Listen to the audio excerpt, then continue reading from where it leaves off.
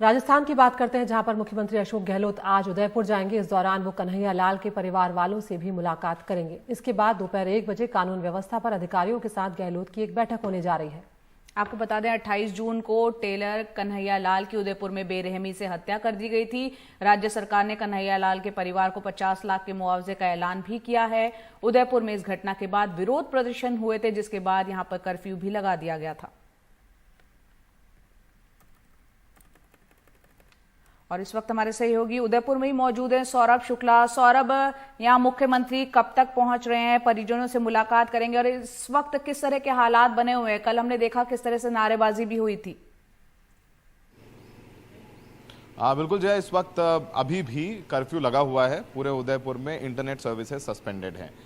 लगभग 11:30 बजे के करीब यहाँ पर पहुँचने की संभावना है। पहले अशोक गहलोत जाकर के कन्हैया लाल उनके परिवार वालों से मिलेंगे। जैसे आपने बताया कि 50 लाख के जो एक्स ग्रेशिया अमाउंट है उसकी घोषणा कर दी है। इसके अलावा दोनों जो बेटे हैं कन्हैया लाल के, उनको सरकारी नौकरी भी दी जाएगी, इसका भी ऐलान कर दिया गया है। उसके बाद लॉ एंड ऑर्डर को लेकर के अशोक गहलोत यहाँ पर मुलाकात करेंगे और लगभग 3 बजे के करीब वो यहाँ से निकल जाएंगे। अब दूसरा जो पहलू है कि जो अब तक जांच हो रही है एनआईए की, वो किस दिशा में जा रही है और अब तक क्या कुछ जानकारी निकल करके सामने आई है। कल हम लोगों ने जैसा कि ये जानकारी दी थी कि जो दोनों ही आरोपी हैं उनका पाकिस्तान कनेक्शन निकल करके सामने आया है, जिसमें जो एक आरोपी है गौस मोहम्मद, ये कराची में लगभग 45 दिन रह करके आया था 2014-15 में। इसकी वहाँ ट्रेनिंग भी हुई थी। लगातार इनके दोनों मोबाइलों से, जो दोनों के फ़ोन्स हैं, उनसे कुछ पाकिस्तान के टेलीफोन नंबर्स मिले हैं जिनसे वो डेटा कॉल करते थे। इसके अलावा दोनों आरोपी में जो गौस मोहम्मद है वो नेपाल भी गया था। अरब देशों में भी कुछ इनकी बातचीत आई है। अब तक इस पूरे मामले में 7 लोगों को गिरफ्तार किया गया है। गौस मोहम्मद और रियाज के अलावा जो दोनों मुख्य आरोपी हैं जिन्होंने इस जघन्य हत्याकांड को अंजाम दिया, इसके अलावा जो लोग जिनके खिलाफ कन्हैया लाल ने शिकायत दर्ज कराई थी धमकी देने के लिए, उनको भी गिरफ्तार किया गया है। उनको भी कोर्ट के सामने पेश किया जा रहा है। तो इस वक्त एनआईए पूरे इस केस की जांच कर रही है।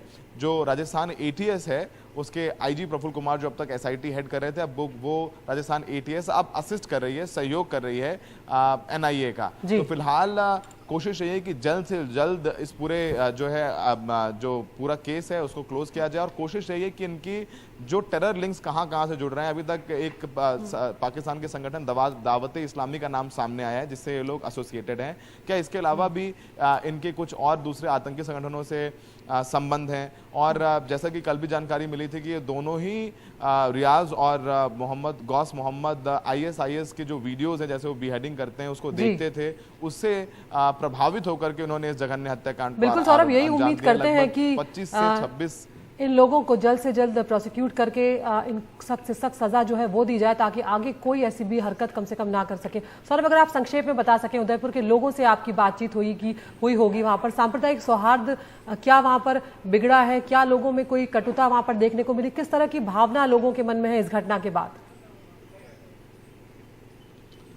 देखिए आदित्य, कर्फ्यू लगा हुआ है तो कल जब यहाँ किसी को निकलने की इजाज़त नहीं है, लेकिन जिन लोगों से हमारी बात हुई कल, जो वहाँ पर अंत्योष्टि में थे, वहाँ पर काफ़ी रोष था। एक छुटपुट पत्थरबाजी की घटना भी हुई एक धार्मिक स्थल पर, लेकिन पुलिस ने मौके को संभाल लिया। लोगों में नाराज़गी है, रोष है, लेकिन वो ये रोष नहीं है कि हिंसा पे उतर आए। सब इस घटना को लेकर स्तब्ध हैं, अचंभित हैं। उदयपुर बहुत शांत शहर है, कल से समझ में आ रहा है। आज यहाँ पर एक सद्भावना रैली निकालने की भी बात है, मौन प्रदर्शन करने की बात है, इसमें सारे धर्मों के लोगों को आगे आने के लिए कहा है। अभी तक उसकी इजाजत नहीं दी है यहाँ के प्रशासन ने।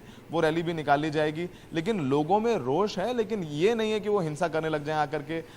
राजस्थान वैसे भी शांत रहता है। उदयपुर एक पर्यटन के लिहाज से जाने वाला शहर है। वो भी, उनको भी पता है कि अगर कर्फ्यू लगा है, इंटरनेट सस्पेंड है, तो जो पर्यटन का व्यापार है उस पर बहुत असर पड़ जाता है। लोगों ने अपनी फ्लाइट्स कैंसिल करा ली हैं, लोगों ने जो होटल्स बुकिंग कराई थी वो कैंसिल करा ली हैं। तो बहुत सारी एक हिंसा की घटना होती है, उसका असर बहुत व्यापक होता है। तो लोग नाराज हैं, लेकिन सब यही कह रहे हैं जल्द से जल्द इस केस की सुनवाई खत्म की जाए और जल्द से जल्द सजा दी जाए, ताकि वो जो गुस्सा है लोगों का ठंडा हो सके और बोले नहीं न्याय हुआ है। तो वो एक लोगों में भावना है। बिल्कुल, बहुत बहुत शुक्रिया सौरभ शुक्ला इस पूरी जानकारी के लिए। तो अच्छी बात यह है कि जिस तरह की घटना हुई उसके बाद जिस तरह के तनाव की आशंका जताई जा रही थी, उसको कंट्रोल में, नियंत्रण में यहाँ पर गहलोत सरकार सफलतापूर्वक करती हुई नजर आ रही है। और जिस वक्त ये घटना घटी उसके तुरंत बाद ही इन दोनों आरोपियों को गिरफ्तार कर लिया गया था। बहरहाल आज मुख्यमंत्री पहुंचेंगे, जो पीड़ित परिवार है उससे मुलाकात करेंगे।